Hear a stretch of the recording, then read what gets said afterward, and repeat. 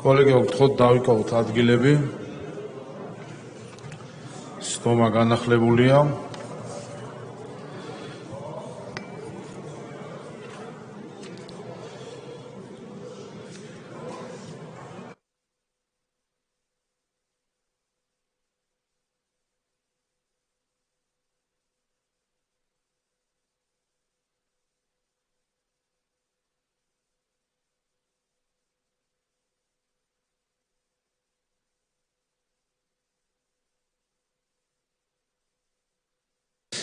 Kolegებო, გვაქვს რამდენიმე პროექტი განსახილველი და ასევე დროებითი საგამოძიებო კომისიის ანგარიში მოსასმენი, იმისთვის რომ გავაგრძელოთ მის საქმიანობა.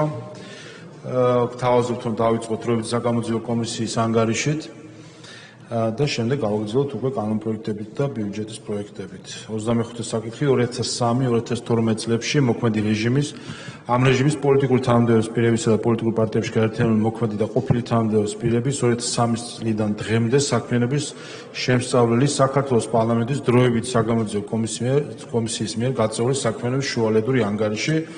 მომხსენებელი საგამოძიებო კომისიის თავმჯდომარე ქალბატონი თია წულუკიანი. Bādano თავმჯდომარე, ძვირფასო დეპუტატებო, მოგესალმებით, მოკლედ მოგახსენებთ იმის თაობაზე, რომ დღეისათვის ჩვენმა საგამოძიებო კომისიამ 30-ზე მეტი საჯარო სხდომა გამართა, 100-ზე მეტი პირია უკვე გამოკითხული და ასევე თქვენ ძალიან კარგად და საზოგადოებასაც მოეხსენება, რომ ნებისმიერი საგამოძიებო კომისია რა თემაზეც არ უნდა იყოს ის შექმნილი საქართველოს პარლამენტის მიერ ვერ იმუშავებს 6 თვეზე მეტი ვადით, ასეთია კანონის მოთხოვნა. ჩვენ მიერ განსახილველი 6 თემა არის ძალიან მასშტაბური, მათგან მე-6 საკითხი, რომელიც 2013-2025 წლების პერიოდს ეხება და გვავალებს, რომ შევისწავლოთ ის დამაზიანებელი მოქმედებები, რომლებსაც წინა ხელისუფლების პირობებში პოლიტიკური თანამდებობის მქონე პირები, ან კიდევ ის პირები, რომლებიც პოლიტიკურ პარტიებში არიან დღეს გაწევრიანებულნი, ჩადიან სახელმწიფოსა და ქვეყნის წინაშე და წინააღმდეგ, ქვეყნის შიგნით და ასევე განსაკუთრებით საზღვარგარეთ. ეს თემა ჩვენ გამოსაკვლევად გადმოგვეცა მიმდინარე წლის აპრილში და შესაბამისად ამ კონკრეტული თემის საკვლევად ჩვენ უკვე დღეს ვიცით, რომ დამატებითი ვადა გვჭირდება. წეღან 6 თვე ვახსენე, თუ კი თქვენი თანხმობა იქნება, ჩვენ ვადა გაგვიგრძელდება, რა თქმა უნდა, მხოლოდ 1 თვით 5 ივლისამდე. ასეთია კანონის მოთხოვნა, რომ ჩვენ მხოლოდ თითო თვით შეგვიძლია მოგმართოთ გაგრძელების თაობაზე.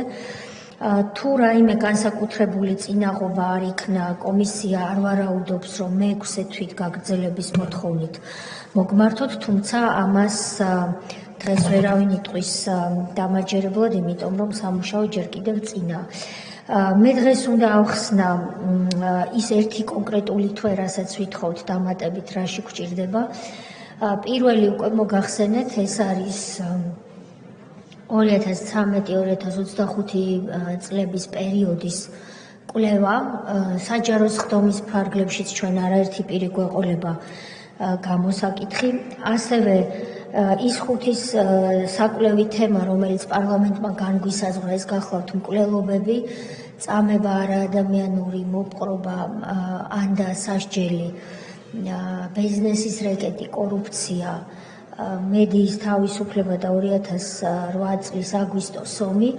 მოცემული 5 თემის კვლევა საკმაოდ წარმატებით მიმდინარეობს, მაგრამ აქვე უნდა ვთქვა, რომ არავითარი 6 თვე და არავითარი სამჯერ 6 თვე, რომ იყოს საკანონმდებლო ამისი შესაძლებლობა, მრავალი თვეც არ ეყოფა იმ ბოროტების კვლევას, რომელსაც ჩვენ ვიცით, რომლის შესახებაც ვიცოდით და რომელთან დაკავშირებითაც სხდომების კვალდაკვალ სულ ახალი ინფორმაცია თავს იჩენს ჩვენს წინაშე, მაგრამ რაც არის ვადები, ჩვენი ვადებში მუშაობთ და მომდევნო თვე ვფიქრობთ, რომ მოცემულ 5 საკითხზე მუშაობის მიმართულებით დავუთმოთ ძირითადად დოკუმენტებზე მუშაობას, დასკვნის პროექტის შედგენის დასასრულისკენ წაყვანას, ვინაიდან ჩვენ გეგმავთ, რომ 4-5 ივლისს უკვე კომისიას შევთავაზოთ დასამტკიცებლად კომისიის დასკვნა. კიდევ ერთხელ ვამბობ, თუ რაიმე განსაკუთრებული წინაღობა არ გამოიკვეთა ჩვენი მუშაობის პერიოდში და ასეთ შემთხვევაშიც ჩვენ მხოლოდ ბოლო 1 თვე დაგვრჩება სამუშაოდ. ჩვენ ვგეგმავთ ასევე გასვლით ვიზიტს და მე მინდა მადლობა გადავუხადოთ ჩვენს ყოფილ კოლეგას, ამჟამად საქართველოს იუსტიციის მინისტრს ბატონ პაატასალიას, მასთან თანამშრომლობით კომისია გეგმავს მომდევნო პერიოდში, ივნისის თვეში ხონში ვიზიტს. ხონში არის ყოფილი სასჯელ აღსრულების დაწესებულება და ეს არის საქართველოში დღეისათვის ერთადერთი ადგილი, ხაზს უსვამ ერთადერთი ადგილი, სადაც სააკაშვილის დროინდელი კარცერებია შემონახული, დანარჩენი ყველა ეს კარცერის ტიპის საკნები არის ჯერ კიდევ იმ დროს ან მომდევნო პერიოდში გადაკეთებული, ან კიდევ დემონტაჟია გაკეთებული. ამისთვისაც რასაკვირველია გარკვეული დრო გვჭირდება და იმ მედია არქივის შესასწავლად, რომელიც მრავლად გადმოგვეცა სხვადასხვა ტელეარხებისაგან და მე მინდა ვისარგებლო შემთხვევით და საზმაო წყებელს საპატრიარქოს ტელევიზიას ერთსულოვნებას, ასევე ჩვენს ნომერ 1 ტელევიზიას დღეს საქართველოში ტელეიმედს, რუსთავი 2-ს და ტელეარხ მაესტროს მადლობა გადავუხადო. განცხადებების შესწავლა გრძელდება, 600-მდე განცხადებაა შემოსული, აქედან 500-ზე მეტი დამუშავებულია და უნდა ითქვას, რომ 9-ვარზე მეტი ეხება წამებასა და არაადამიანურ მოპყრობას, ან და ამ გზით ჩამორთმეულ საკუთრებასა და ბიზნესს. აი ამ მუშაობისთვის ძვირფასო კოლეგებო, ჩვენ ვიმსჯელეთ 23 მაისის ხდომაზე და გადავწყვიტეთ მოგვემართა მორიგი შუამდგომლობით ჩვენი კომისიის უფლებამოსილების 5 ივნისიდან 5 ივლისამდე ვადის გაგრძელების შესახებ თხოვნით. მადლობა. მადლობთ. კითხვები თუ არის? კითხვები არ არის. გამოსვლის სურვილები თუ არიან? ასეთი არ არის. დასკვნის სიტყვა თუ გსურთ? მე მინდა მადლობა გითხრათ ბატონო შალვა და ასევე პარლამენტის ადმინისტრაციას, მის ხელმძღვანელს და თითოეულ იმ თანამშრომელს ჩვენი ადმინისტრაციის, ვინც კომისიის მუშაობაში მნიშვნელოვან როლს ასრულებს და ხელს გვიწყობს, რომ ჩვენ შევძლოთ ამ საქმის ბოლომდე წარმატებით მიყვანა. დიდი მადლობა. მადლობთ, საკითხი განხილულია. გადავდივართ დღის წესრიგის შემდეგ საკითხებზე. თამბაქოს კონტროლის შესახებ კანონშესრულება მესამე მოსმენით მომხსენებელი ქალბატონი მარიამ ლაშხი.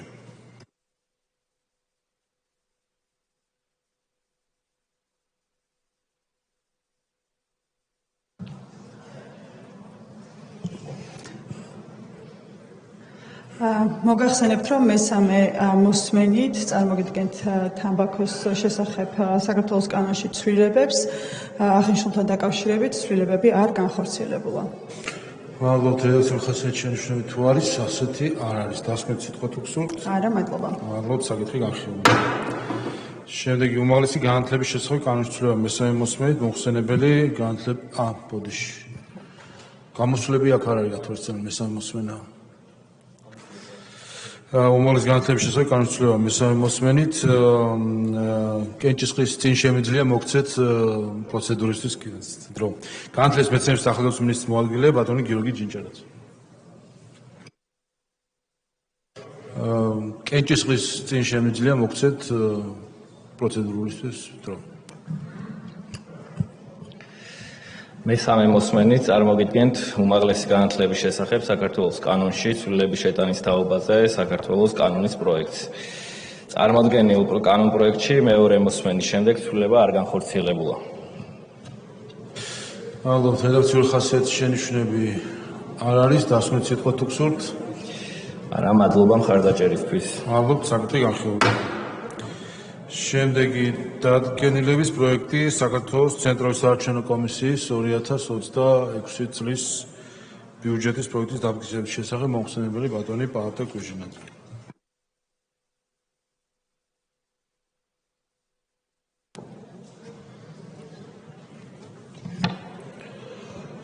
მოგესალმებით, ქალბატონებო და ბატონებო. როგორც მოგეხსენებათ, საქართველოს პარლამენტის რეგლამენტის 153, 156 და 157 მუხლის თანახმად პარლამენტის აუდიტის სამსახურისა და ცენტრალური საარჩევნო კომისიის ბიუჯეტებს ვამტკიცებთ ჩვენ პარლამენტი მთავრობის გარეშე. იყო შემოსული ბიუჯეტის პროექტები, რომელიც გადამუშავდა და კომიტეტის ხდომაზე დამტკიცდა. წავიკითხავ დადგენილების პროექტს.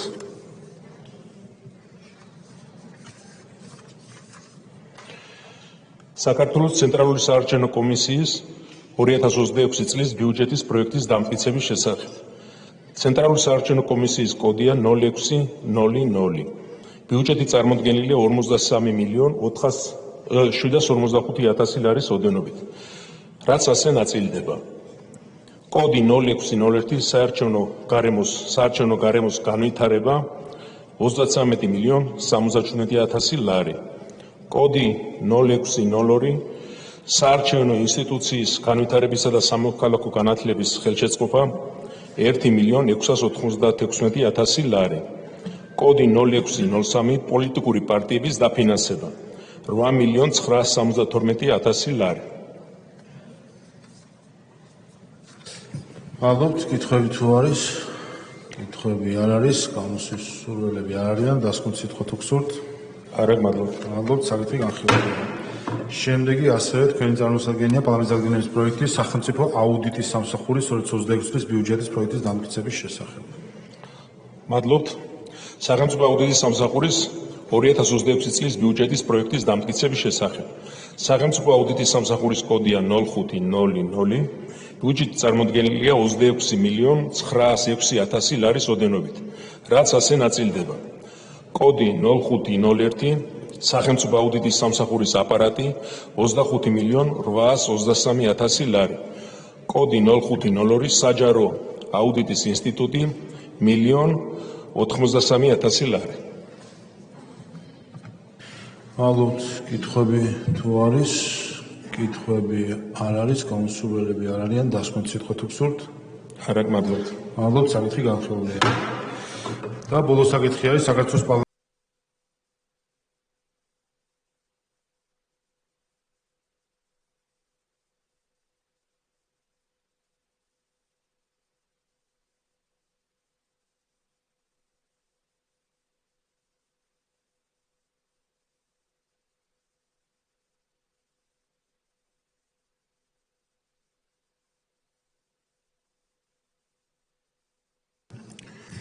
მაშასე ყურადღებით საქართველოს პარლამენტის დადგენილების პროექტი საქართველოს პარლამენტის 2026 წლის ბიუჯეტის პროექტის დამტკიცების შესახებ მომხსენებელი პარლამენტის თავმჯდომარე ბატონი შალვა პაპუაშვილი გთხოვთ ტრიბუნასთან.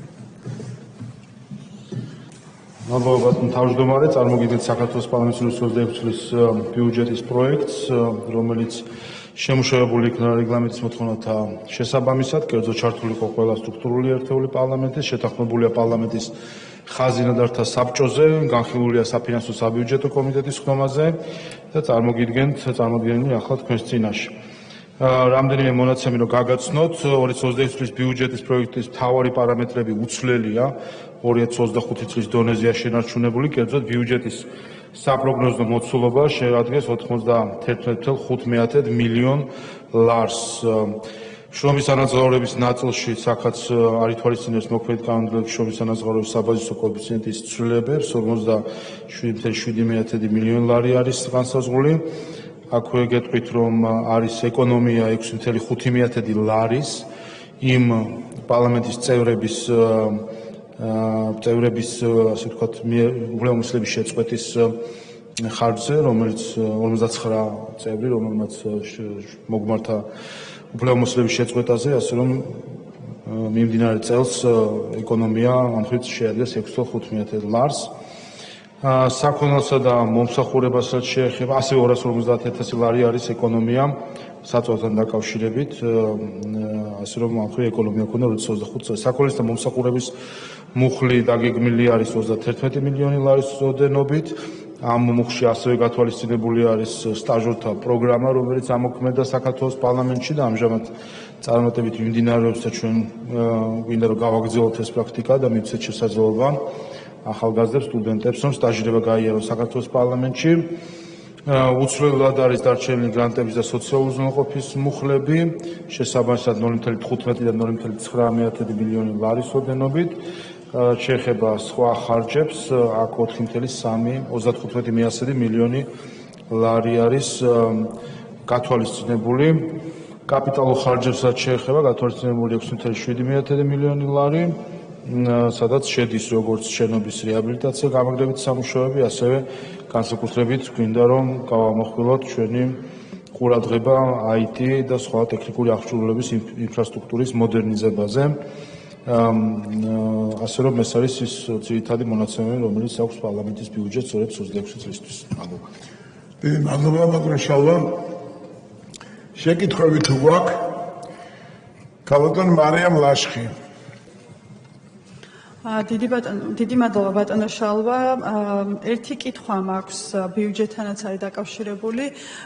დროებით კომისიებთან მიმართებაში თუ არის ხედვა არსებული თანამშრომლები, რომლებიც ასე ვთქვათ, ერთგვარ სამდინოს წარმოადგენენ.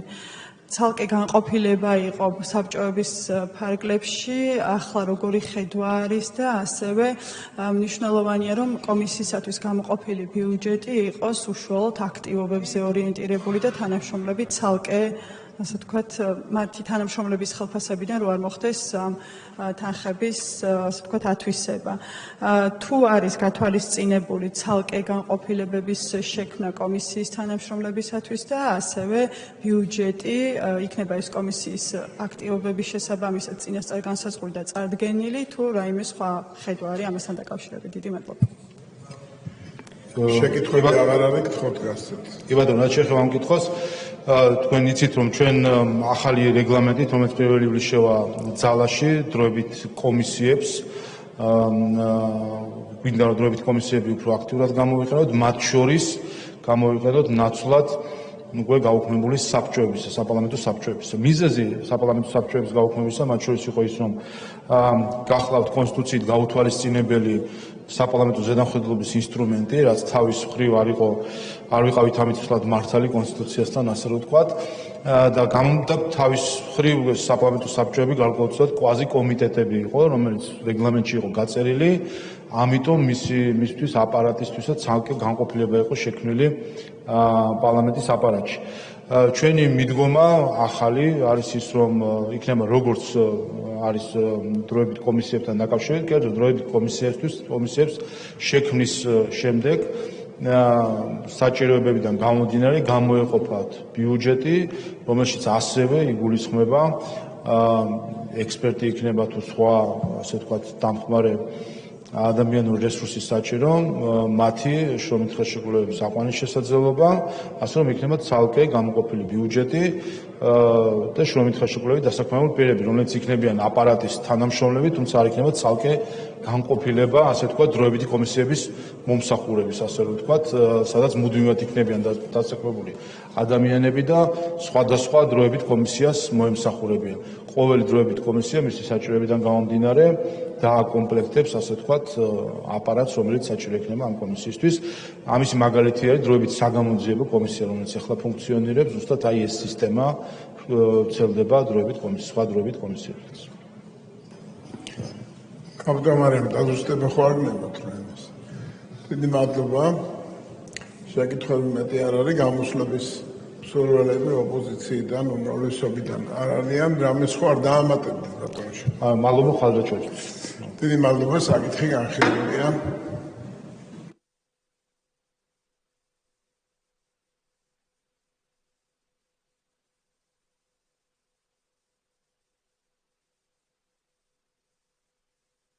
კოლეგებო, საკითხები ამოვწურეთ. ყველას თორე შემოვიდნენ დარბაზში, ნუ თუ არ არის, დავიწყებ კენჭისყრებს.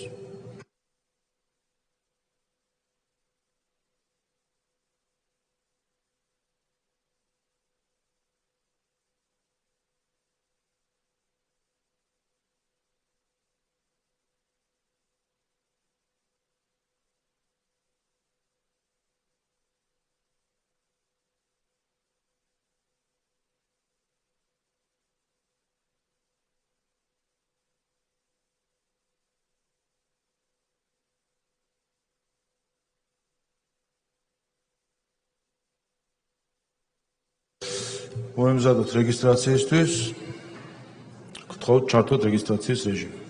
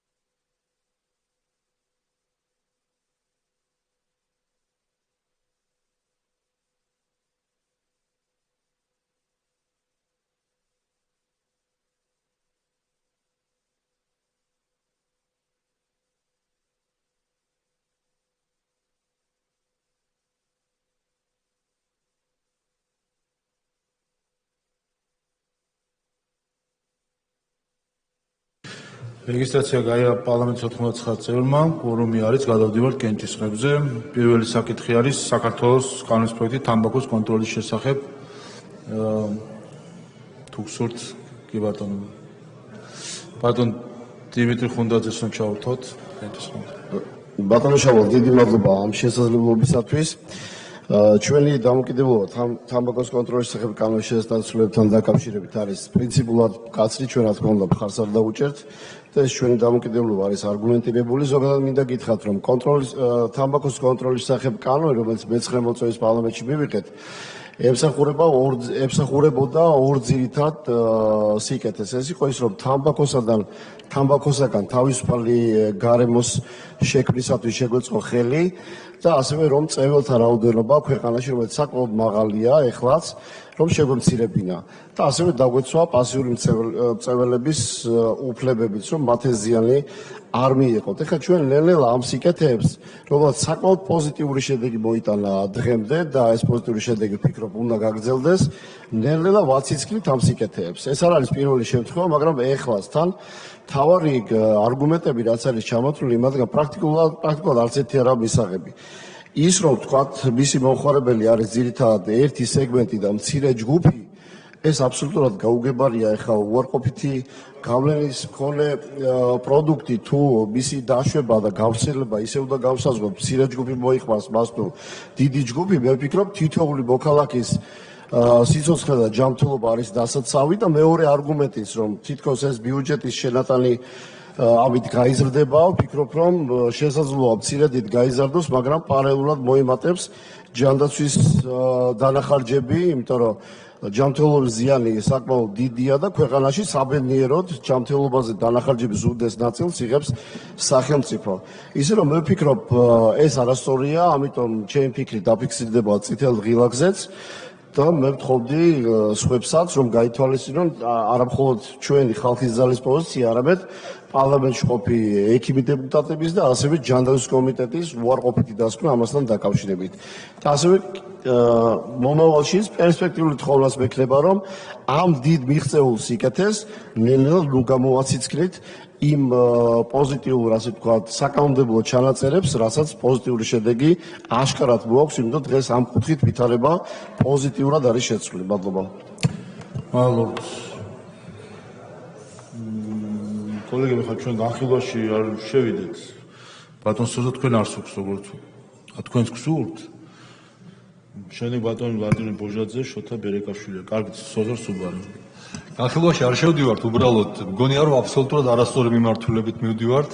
თვითონ კანონპროექტის განმარტებითი ბარათში რაც წერია თუ რატო არის საჭირო ამ კანონის ასე მიღება საპირისპირო სამტკიცებს. ერთი არასწორი მგონია რომ დაჩქარებული წესით ვიღებთ ისეთ ცვლილებებს კანონებში, რომლებიც ადამიანების ჯანმრთელობას უკავშირდება და მეორე, აქ მაგალითად წერია ასეთი რამე რომ თამბაქოს ნაწარმის შეფუთვის სტანდარტიზების შესახებ რეგულაციის მიზანი არის, რომ თამბაქოს ნაწარმი, რომელიც არის უარყოფითი გავლენის მქონე პროდუქტი, ამან დაკარგოს საზოგადოებისთვის მიმზიდველობის ხარისხი და სიგარილას შემთხვევაში ეს არ მიიღწევაო. აი სრულად გაუგებარია, რატო არ მიიღწევა, როგორ არ მიიღწევა. მე რა კითხვა, რომ ეს არის მცირე და მიზერული ცვლილებები და ეს მცირე და მიზერული ცვლილებები, მცირე და მიზერულიც რო იყოს დაკავშირებული ადამიანების ჯანმრთელობასთან. ამ შემთხვევაში ეს მცირე და მიზერული ცვლილებები უნდა მივიღოთ არა გამარტივების გზით, უпростоრად რეგულაციების მოხსნის გზით, არამედ პირიქით სიგარას გადმოვიყვანოთ იმ რეგულაციებში, რომელიცშიც არის სიგარეტი და რომელზეც იყო დღემდე ეს სიგარილა თუ რაც ქვია, ცხოვრებაში პირველად გავიგეს ასეთი ნაწარმი თუ არსებობდა, ისიც არ ვიცოდი. და რა ვიცი, აი ეგ არის და მესამე არის რომ შავ ბაზართან საბრძოლველად შავი ბაზარზე შემოვო, იმიტომ რომ გაძვირდებაო და ზოგადად სწორედ დასავლეთის სახელმწიფოების მიზანი ის არის რომ გააძვირონ ეს ნაწარმი, რომ რაც შეიძლება ნაკლები ადამიანი მოიხმარდეს და ეგ არის ერთ-ერთი მიზანი და შავ ბაზართან საბრძოლველად სახელმწიფოს აქვს შესაბამისი ინსტრუმენტები, შესაბამისი ინსტიტუტები და ისინი ვფიქრობ რომ წარმატებით განახორციელებენ ამ ბრძოლას და ამიტომ მგონია რომ აბსოლუტურად არასწორი მიმართულებით მივდივართ და ბოლოს ვიტყვი კიდე რომ კონკურენციის მიმართულებითაც ეს არის არასწორი, როცა ერთი და იგივე სახეობის ერთი ნაწარმი სხვანაირად იბეგრება ან სხვანაირი თანხები არის საჭირო მის შეფუთვასთან დაკავშირებით და მეორეზე იგივე თანხები არ იხარჯება, ერთ საწერია რომ მავნებელია და მეორე ზუსტად ისეთივე მავნებელს არაფერი არ აწერია, მე ვფიქრობ რომ კონკურენციის თვალსაზრისითაც ესეც არასწორი დამოკიდებულებაა. მადლობთ. მადლობთ ვლადიმერ ბოჟაძე.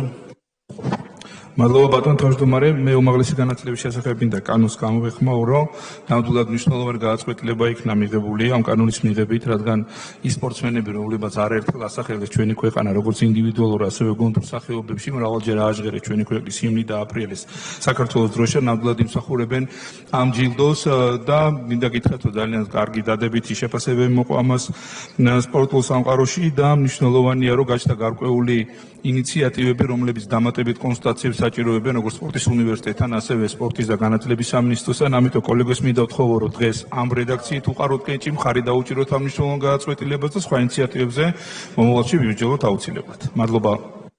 ევატო, შოთა ბერეკაშვილი და შემდეგ კენჭს. კიდევ ერთხელ ყველასთვის გასაგები რომ იყოს, აქ არავინ დებატებში არ შედის იმაში, რომ რამდენად ცუდია თამბაქო და მისი მოხმარება ჯანმრთელობას ნებს, მაგრამ აქ საუბარი არის, რომ პროდუქტი სიგარა და სიგარელა არის ერთი და იგივე პროდუქტი. თუ კი სიგარაზე არსებობს შეფუთვის მეთოდი, რომელიც მივიღეთ მეცხრე მოსმენის პარლამენტში, იგივე უნდა გავრცელდეს სიგარელაზე.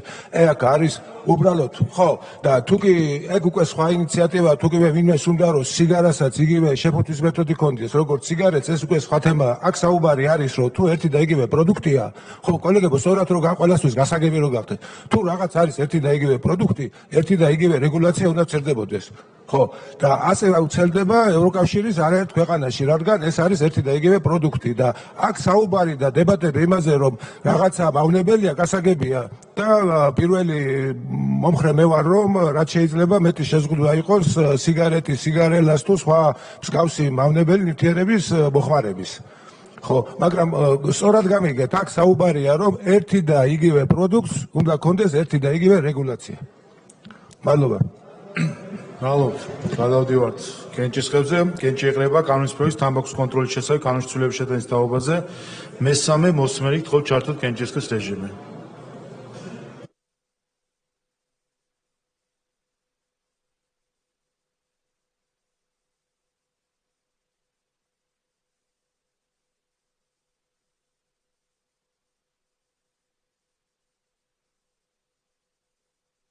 სამოცდათორმეტი მომხრე 7 წინააღმდეგი კანონი მესამე მოსმენით მიღებულია.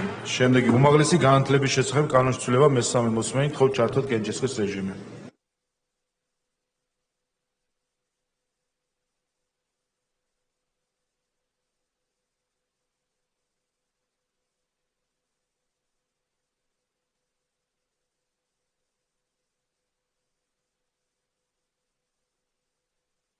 85 მომხრე, 0 წინააღმდეგი, კანონი მესამე მოსმენით მიღებულია. შემდეგი პარლამენტის დადგენილების პროექტი საქართველოს პარლამენტის 2026 წლის ბიუჯეტის პროექტის დამტკიცების შესახებ გთხოვთ ჩართოთ კენჭისყრის რეჟიმი.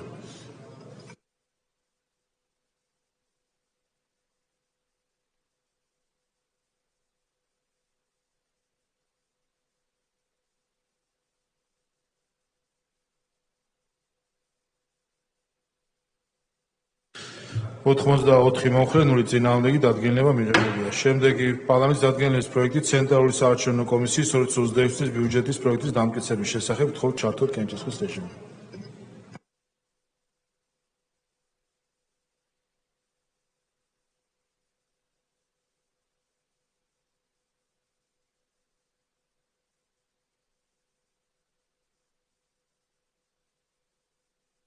ოთხმოცდაექვსი მომხრე, 0 წინააღმდეგი დადგენილება მიღებულია. შემდეგი დადგენილების პროექტი სახელმწიფო აუდიტის სამსახურის 2026 წლის ბიუჯეტის პროექტის დამტკიცების შესახებ გთხოვთ ჩართოთ კენჭისყრი.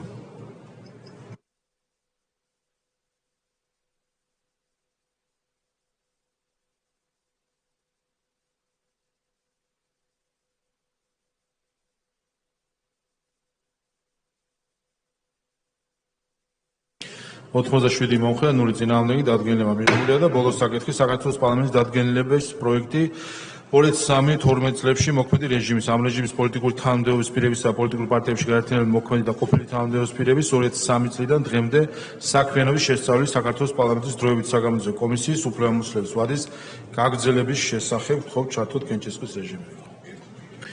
ერთი თვით ხდება გაგრძელება.